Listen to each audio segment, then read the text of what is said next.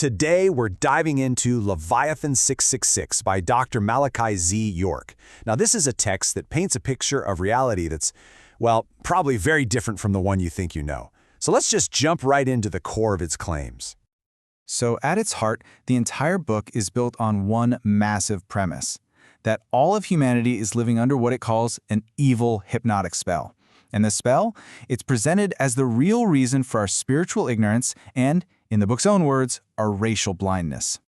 So what exactly is this spell? The book gives it a name, Leviathan.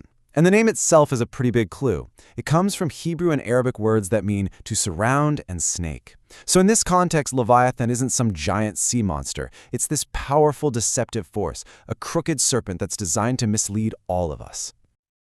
Okay, so if there's a spell, someone has to be casting it, right? The book lays out a really clear chain of command, a whole hierarchy of conspirators. Let's start with the layer that's closest to us and work our way up. The text claims that the first layer of this whole thing is a secret shadow government. And no, this is not the government you see on TV. According to the source, this group actually runs America from these vast, sprawling underground cities, completely hidden from public view. But wait, it doesn't stop there.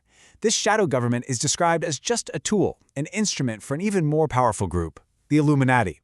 The book even gives a specific birthday, May 1st, 1776, and says their ultimate goal is a single one world order, which means dissolving all other governments and religions. And here we get to the very top of the pyramid. According to this text, even the Illuminati are just puppets. The real masterminds, they're not even human. The source identifies them as extraterrestrial beings, and specifically, a group known as reptilians. And the source material gets super specific here, laying out a whole cosmic who's who. At the very top, you've got the Draco, the ruling elite from the Draco constellation. They apparently use a worker class called the Greys. The text also brings in other players, like the Numos from the Sirius star system, who it claims taught the Dogon tribe, and the Luciferians, who are described as a faction of fallen divine beings. So, if that's the who, the next big question is how, right? How is this global hypnotic spell actually maintained? The book points to three main tools of control. Let's dig into the first one. The first tool is a big one, religion, which the text rebrands as the ghost spell. The book argues that the original spiritual teachings have been totally corrupted. It asserts that the prophets were Negroid, but this truth was deliberately replaced by a pale European image of Jesus, an image it claims actually comes from the Greek god Zeus. This whole corrupted version is described as a spell of the spirit, made for mass control. The second tool, the media, which the text calls a super powerful instrument of deception. It even does this wordplay with television, breaking it down into tell lies visually, framing it as a device literally designed for brainwashing and subliminal seduction. The source also uses a lot of numerology to decode what it sees as hidden messages. The most famous example it gives is the name Ronald Wilson Reagan. You see it right there. Each name has 6 letters, giving you 666, which the text presents as a deliberate hidden encoding of the number of the beast. And the third and final tool of control is music. But according to this book, it's not about the lyrics, it's all about the frequency. The text claims that modern music is engineered to use a very specific pitch, the note A in the 5th octave.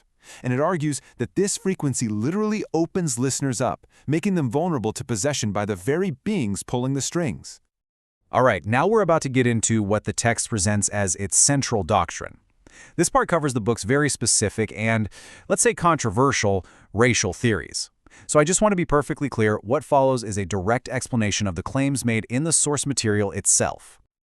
The book lays out a completely different version of history. It starts way back in 4004 BC, claiming that Noah's grandson Canaan was born with a curse of leprosy, which it says is albinism, and this event created the Caucasoid race. Then, it jumps to around 2000 BC, stating that the pig was actually bioengineered from a dog, a rat, and a cat, specifically to clean up the filth of the Canaanites. And this timeline all leads up to the 1600s, when the holy seed was forced into a prophesied 400-year bondage in America. So this alternative history results in a fundamental split in humanity, dividing everyone into 2 groups. On one side, you have the holy seed, described as the original Negroid pure seed, who are descendants of divine beings called the Elohim. And on the other side, there's the cursed seed, the Caucasoid race, descended from the cursed Canaan. The text even claims this latter group lacks souls and has to seek out adrenaline-pumping activities just to feel emotion. So, after laying out this absolutely vast conspiracy, the players, the methods, the secret history, the book doesn't just leave you hanging. It actually offers a way out. So how, according to this text, do you break the spell? So how does a person break free from all this? The author, Dr. York, puts it very plainly. The key isn't some kind of faith or protest, it's information. It's all about getting what he calls right knowledge, right wisdom, and the right overstanding. And this right knowledge isn't just a concept. It translates into 4 clear, actionable steps. First, learn the true history of the 2 seeds. Second, you have to reject what it calls false religions, specifically that ghost spell and the worship of a pale image. Third, stop mixing the seed to preserve the pure bloodline. And fourth, reject all the manipulative tools, the media, the music, and the lifestyles that it calls the delicacies of the harlot. The ultimate goal of taking this path is pretty profound. Breaking the spell isn't just about waking up to a conspiracy, it's about a total restoration of the self. According to the text, it means you regain your original divine nature and your lost mental faculties, and you become, once again, children of the Most High. So ultimately, Leviathan 666 presents a complete hidden reality, from cosmic conspiracies all the way down to the frequencies in our music. It lays out a problem, totally rewrites history, and then offers a path to liberation. The core argument is that the world is under a powerful spell, and the only antidote is a very, very specific kind of knowledge. And that really leaves the reader and all of us with a final question. What knowledge will you choose?